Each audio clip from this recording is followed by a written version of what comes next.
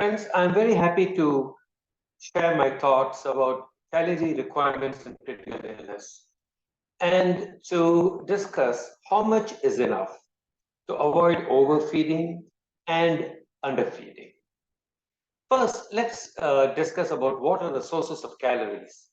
It could come from carbohydrates, which is the traditional 4 calories, 4 kilocalories per gram, fat 9, and IV fat emulsions, 10% fat emulsions, usually have 1 kilocalorie per cc. Proteins, 4 kilocalories per cc. But don't forget that medications such as propofol also contain fat calories. The fiber, even though it's thought to be inert, can actually provide up to 2.5 kilocalories per gram. Now, in terms of parenteral nutrition, please also remember that the calculation is 3.4 kilocalories per gram because it's a hydrated form of glucose that is added to parenteral nutrition solutions, not the traditional 4 calories per gram for solid glucose. And in parenteral nutrition solutions, glucose is actually in high concentrations of 50 to 70%. Now, in many of the calculations for energy requirements, the dilemma is that they are all based upon weight. But weight is a problem. Pre-admission weight is not often known, or it may not be accurate. Weighing patients in the ICU is difficult and inaccurate. Actual, ideal, estimated, or adjusted body weight, which one do we use? The so-called ebb and flow phases of critically ill patients is no longer accepted, so we cannot use these predictive equations too. Fluid status, edema, and the use of diuretics and dialysis confuse the weight-based estimations. Nutrition therapy is also dose-related, so we need something to go by. So the choices remain. Do we use predictive formulas? Do we use just the rule of thumb? Or do we use indirect calorimetry? I can summarize my talk, which I can present in a few minutes from this slide, which I'll show you at the end of the presentation. The energy requirements in critically ill patients can be well accomplished by just a rule of thumb. 12 to 25 kilocalories per kilogram of ideal body weight in the first 7 to 10 days. Do not use predictive formulas. Indirect calorimetry is not practical or even cost effective. When higher protein requirements are met, the survival is the same whether you use hypocaloric or eucaloric, like say 30 kilocalories per kilogram per day or 23. After decades of research, the correct answer as to how many calories you need to give a critically ill patient is unknown. So we have to do the best that we can, and that's the purpose of my talk. But remember, permissive underfeeding for extended period is not justified. It is only a starting point because protein goals are more important than the calorie goals. The low trophic enteral nutrition actually attenuates the stress response, maintains gut defense, facilitates premorbid microbiome, and the complications such as hyperglycemia, GI intolerance, refeeding syndrome can be avoided. As the patient improves, we keep on increasing the calories and the protein intake so that we avoid death. It's very clear, shown from this slide, that if you look at the prescribed energy of 1800 calories, and the energy received from enteral feeding starts on day 3 or 4 and it's gradually increased, you will find that as calorie debt increases, there's a longer ICU period of stay, increased days or mechanical ventilation, increased complications, and the mortality also goes up. So we have to avoid calorie debt as much as we can. But if we go on the other side and we look at problems with overfeeding, it is even more dangerous. Hyperglycemia, enteral feeding intolerance, too much of feeding, bloating, gastric emptying is not very good, about which we won't spend too much in this talk.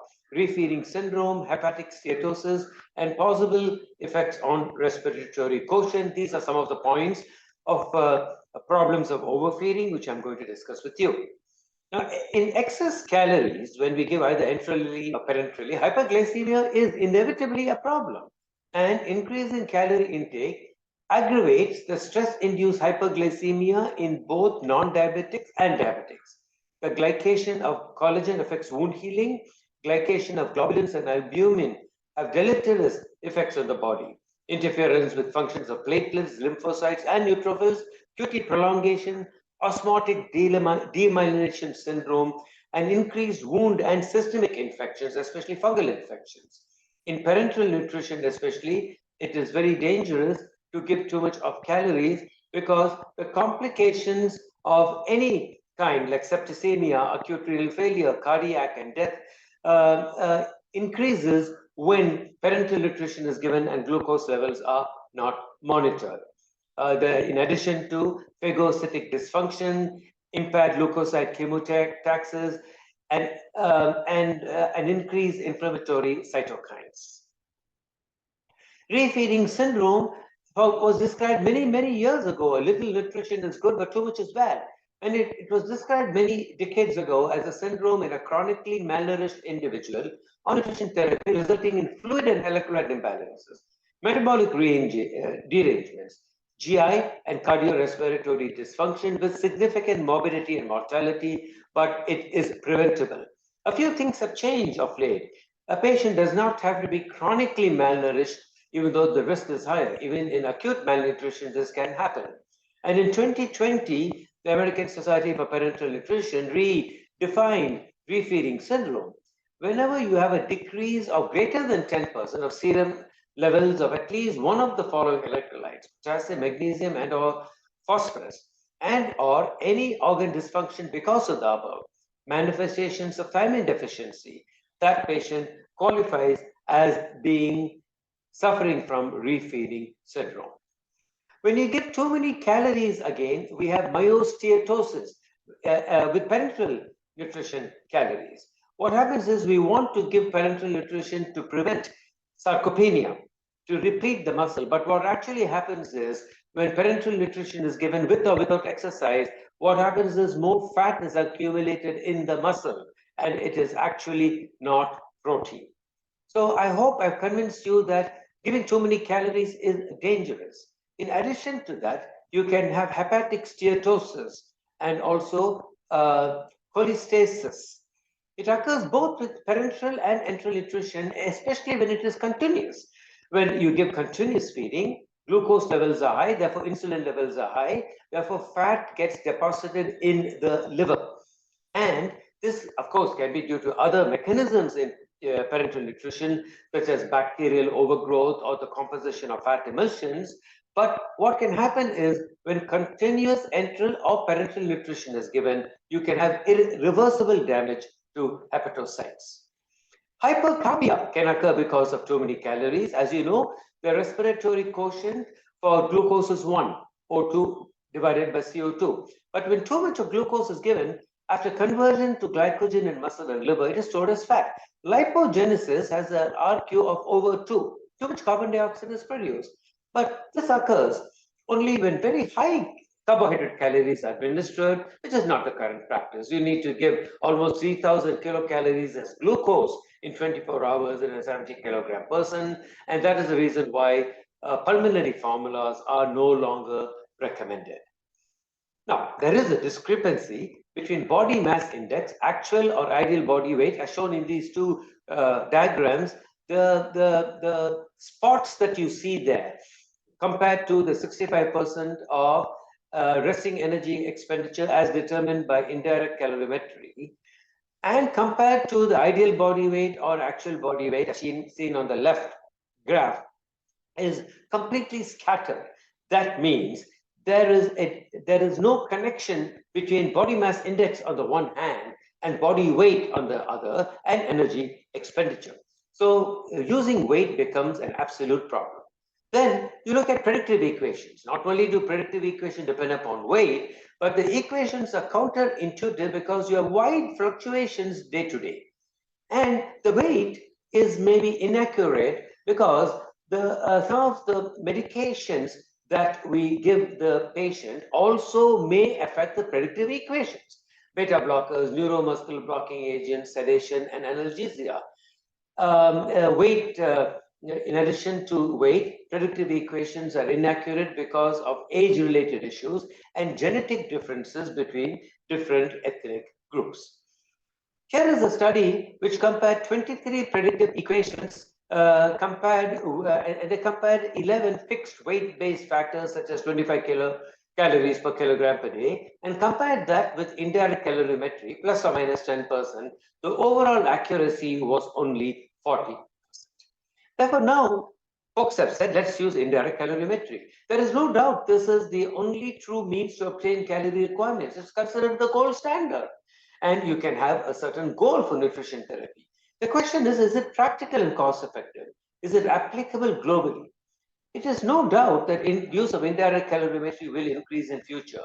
But more important is the prior optimization of nutrition therapy, the entire gamut of pre-admission assessment, good nutrition practices, not waiting for too long post-operatively. When all that is done, indirect calorimetry may be useful.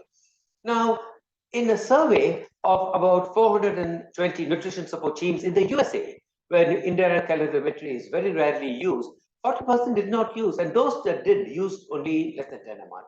Globally, the use of indirect calorimetry is only about 0.8%. In Europe, where it is very popular, it was found that it was indicated in 50% of ICU patients, but used only in 20 patients. Several publications can be quoted, but all these publications for several decades often end with when and where available. Further studies are needed. But why? Why is something that has been in the market and available for so many years not being used with greater frequency? There has to be a reason. And it is because it is not readily available. Trained respiratory therapists are generally needed. All patients are not suitable. There are limitations on oxygen requirement. FiO2 of greater than 60, it won't be useful. Guidelines often recommend, but they're not very practical. Results may not be replicated even on the same day. But what is most important is interventions adjusting the calories do not generally affect outcomes if the protein intake is taken care of. And there are other references quoted here to show that routine use of indirect calorimetry must be avoided. What Dr. McClave has very clearly stated is achieving energy goals do not necessarily need to be reached.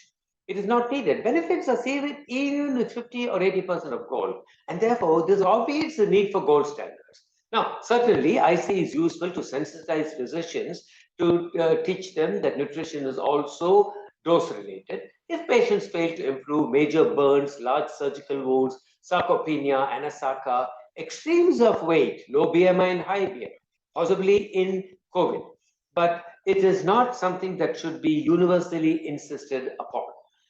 Now, a few words about protein, even though we generally use total calories and not actually the non-protein calories. The protein requirements in 2022, which actually tells the same as the earlier guidelines, say that 1.2 to 2 grams of protein per kilogram of actual body weight is needed. And there is absolutely no evidence it is associated with subsequent renal insufficiency, certain changes in obese patients. The Europeans say 1.5, the US guidelines say 2, so the truth must be somewhere in between. But what happens in practical cases is that in day 1 or 2, we usually give lower protein because that is all the patient can tolerate. And then gradually it is increased. And this coincides with a gradual increase in calories. This is a pragmatic and practical way in which we do this. McClave, again, in this lovely paper in the current opinions in clinical nutrition and metabolism, has clearly said that determining nutrition risk and documenting the percent of goal calories is more important. That is what we have to keep in mind. But in several cases in critical care, as in the management of sepsis, glucose control, and preserve for hypotension, the intervention is more important than whether you use a tool or a certain formula. So that is actually what's important. Whether you use indirect calorimetry or don't, if you are able to practice nutrition the right way, then you will achieve the same benefits of early feeding. So I go back to my original slide here. A rule of thumb of 12 to 25 kilocalories is fine for the first 7 to 10 days. Don't use parenteral nutrition to supplement Enteral nutrition if you really don't need it. Don't use predictive formulas. Indirect calorimetry has limited use. When high protein levels are met, survival is similar whether you use hypocaloric or eucaloric feeding. Thank you very much.